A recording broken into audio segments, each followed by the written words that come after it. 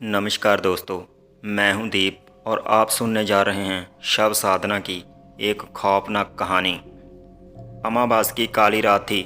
शमशान का पुजारी वो अघोरी अपनी अघोर साधना में व्यस्त था। सामने चिताएं धू धू कर जल रही थी। अघोरी के सामने एक नवयौवना का पार्थिव शरीर नग्न अवस्था में पड़ा था। बड़ी मुश्किल से ये शव उसको प्राप्त हुआ था। रात बहुत हो चुकी थी। ये साधना का अंतिम चरण था। तभी उस शरीर में कालुषा प्रकट हुई। शमशान की महान शक्ति कालुषा। साधक की साधना भंग करना ही उसका उद्देश्य था।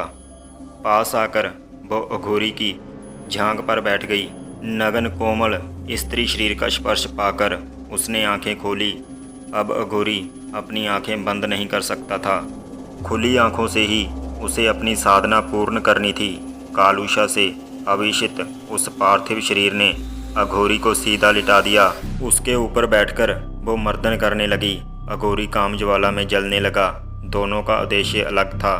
जो पहले संकलित हुआ वो हारा। कालुषा संकलित होते ही अघोरी की गुलाम हो जाती। अघोरी उससे पहले संकलित होता तो मारा जाता। मर्दन चलता रहा। चिपचिपे द्रव से दोनों के जननाग गीले हो चुके थे। अघोरी का जीवन दांव पर लगा था।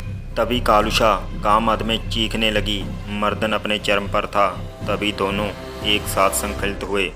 स्थिति विकट हो गई। अघोरी का जीवन तो बच गया, लेकिन कालुषा अब उस नवयौवना के शरीर की अधिकारिणी हो गई थी। अघोरी समझ गया गलती हो गई। कालुषा शरीर के साथ बहुत बलवान हो जाती। पंचकोश की शक्ति उसे अजय बना देती। कुछ न किया तो बहुत लोग मारे जाएंगे, सोचकर उसने अपने पास रखा। फरसा उठाया और उसके शरीर के 2 टुकड़े कर दिए। नियम भंग होते ही उस अघोरी की मृत्यु हो गई। कालुषा के कालमल्य में एक और सेवक बढ़ गया। एक अघोरी ने अपना बलिदान दिया। दुनिया में किसी को पता नहीं चला। शमशान के पुजारी ने कई लोगों को शमशान जाने से बचा लिया। उस बलिदान वाली घटना को कई वर्ष व्यतीत हो चुके थे। उस अघोरी का बालक रविकांत अब 21 वर्ष का हो गया था। अपने स्वर्गीय दादा से उसने अघोर तंत्र की कई साधनाओं को सीखा था और उनमें दक्षता पाई थी। बाद में उसके दादाजी भी उसका साथ छोड़कर चले गए। आज वो अपनी पहली शव साधना करने वाला था। शव साधना अघोर की क्लिष्टतम साधनाओं में से एक मानी जाती है। उसने एक शव का प्रबंध किया। एक बुजुर्ग अघोरी उसका मार्गदर्शन करने वाले थे। कमालदास नाम के बुजुर्ग साधक ऐसे सैकड़ों शव साध चुके थे। सर्वप्रथम उस शव का परीक्षण किया जाता है। शव शत विशत ना हो। जवान व्यक्ति का शव उत्तम होता है। उस शव का उचित प्रकार पूजन किया जाता है। तत्पश्चात रविकांत उस शव के ऊपर बैठ जाता है और फिर शुरू होता है मंत्रों का उच्चारण। अघोर के महात्मिष्क मंत्रों से पूरा शमशान गूंज उठता है। रविकांत जैसे ही मंत्र उच्चारण शुरू करता है, शव का श्वास संपंदन शुरू हो जाता है। धीरे धीरे वो शव जागृत हो गया। उसने अपनी आंखें खोल दी थी। वो जोर जोर से घुर घुर की आवाज़ कर रहा था। तभी बुजुर्ग अघोरी ने अपना लोहे का चिमटा उस शव के मुख में रख दिया। ऐसा करते ही शव की सांसें धीमी हो गई, लेकिन अपनी खुली आंखों से वो आसपास के माहौल का जायजा ले रहा था। रविकांत की आंखें बंद थी। वो इस दृश्य को नहीं देख पाया, लेकिन सांसों का संपंदन महसूस कर पा रहा था। रविकांत के लिए ये पहला अनुभव था। अगर उसके साथ वो बुजुर्ग अघोरी ना होता तो शायद रविकांत ये साधना कभी नहीं कर पाता। जैसे जैसे साधना आगे बढ़ने लगी, शव के अंदर की शक्ति बढ़ने लगी। एक समय ऐसा आया जब वो शव उठने की कोशिश करने लगा। ऐसा करते ही रविकांत का संतुलन बिगड़ने लगा। तब उस बुजुर्ग अघोरी ने भी मंत्रों का उच्चारण शुरू कर दिया। उस बुजुर्ग अघोरी के मंत्रों ने उस शव को काफ़ी हद तक शांत कर दिया था। साधना की अंतिम अवस्था में शव उठकर खड़ा हो गया। रविकांत ने उस अघोरी के साथ मिलकर किसी तरह उस शव को एक खंभे से बांध दिया। शव को संतुष्ट होना आवश्यक था, वरना कोई अर्थ नहीं साधना का। पहले उसे जी भरकर मदरा पिलाई गई। जितना पिए उतनी प्यास बढ़े उसकी। तत्पश्चात भोजन शुद्ध तामसिक भोजन, कोई मिलावट नहीं। शक के भोजन किया उसने। अब बारी थी संभोग की।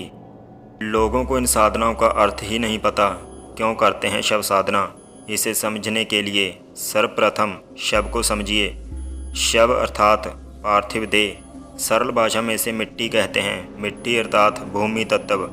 भूमि तत्व का संबंध है हमारे मूलधार से। मूलधार का संबंध है भोजन एवं संभोग से। उन सभी बातों को एक साथ मिलाकर देखिए तो समझ में आता है कि शव साधना का सीधा संबंध हमारे मूलधार से है।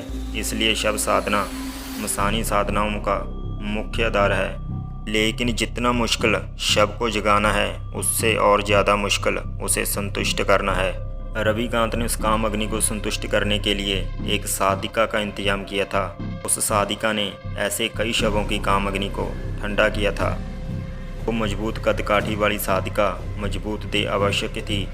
तंत्र में शरीर के निवास पर विशेष ध्यान दिया जाता है। इस साधना के लिए विशेष रूप से तैयारी की गई थी। कई दिन पहले उसे विशेष औषधि दी जा रही थी। उस औषधि से न केवल उसका शरीर बल्कि उसका सूक्ष्म शरीर भी पोषित होता था। शव के अंदर उपस्थित तामसिक ऊर्जा उसके सूक्ष्म शरीर को बुरी तरह प्रभावित कर सकती थी। स्नान पश्चात साधिका ने शमशान में प्रवेश किया। अब साधना एक नए चरण में प्रवेश कर चुकी थी। साधिका निर्वस्त्र होकर बड़े से घेरे के अंदर में बैठ गई। खंभे में बंधा हुआ शव उसे ललचाई नज़रों से देख रहा था। रविकांत ने उस साधिका का पूजन किया। विशेष तांत्रिक मंत्रों से उसे पोषित किया गया। शरीर की सुरक्षा आवश्यक थी, वरना कोई शारीरिक दोष उत्पन्न हो सकता था। शव के साथ संभोग करना साधारण बात तो नहीं थी। पैरों की उंगलियों से लेकर उसके माथे तक के विशेष तांत्रिक चिन्ह बनाए गए जो उसकी सुरक्षा के लिए आवश्यक था। साधारण अवस्था में कोई भी स्त्री शव के साथ संभोग नहीं कर सकती। इसलिए उस साधिका में शमशान की एक विशेष स्त्री शक्ति का आवाहन किया गया। शव के अंदर भी एक पुरुष शक्ति का वास था। इंसानी देह तो केवल एक माध्यम था। संभोग सूर्जन के लिए आवश्यक है जहाँ दो विशेष मसानी शक्तियों के मध्य मिलन होना था। उससे सूर्जित होती असीम तांत्रिक ऊर्जा जो आशीर्वाद स्वरूप रविकांत को प्राप्त होती। यही इस साधना का मूल्य उद्देश्य था। करीब आधे घंटे तक रविकांत और बुजुर्ग अघोरी ने साथ मिलकर उस शक्ति का आवाहन किया। धीरे धीरे साधिका का शरीर उस शक्ति में आवेशित होने लगा। अंत जब साधिका के अंदर शक्ति का पूर्ण समावेश हो गया तब उस शव की भांति उसे भी भोग प्रदान किया गया। तत्पश्चात शव को मुक्त कर दिया गया। फिर शुरू हुआ दो शरीरों का मिलन। इंसानी देह के माध्यम से दोनों ही शक्तियां काम मद में परिपूर्ण थी। संभोग के मध्य रविकांत ने उस शव से कुछ गूढ़ प्रश्न किए। इसी अवधि में ही कुछ प्राप्त किया जा सकता था। संभोग समाप्त होते ही केवल शव ही रह जाता। मदिरा भोजन काम सुख ने उस शव को प्रसन्न कर दिया था। उस रात रविकांत अपने लक्ष्य प्राप्ति में सफल रहा। कुछ विशेष सिद्धियाँ प्राप्त हुई। आगे होने वाली साधना के लिए भी उसे विशेष आशीर्वाद प्राप्त हुआ। तो दोस्तों, ये थी आज की शव साधना कहानी। आपको कैसी लगी कमेंट करके ज़रूर बताना। अगर आप ऐसी ही कहानी सुनने के शौकीन हैं तो आप अभी मेरे चैनल को सब्सक्राइब करें और साथ ही बेल आइकन को ज़रूर प्रेस करना ताकि मैं जब भी कोई नई वीडियो अपलोड करूं उसकी नोटिफिकेशन सबसे पहले आप तक पहुंच सके।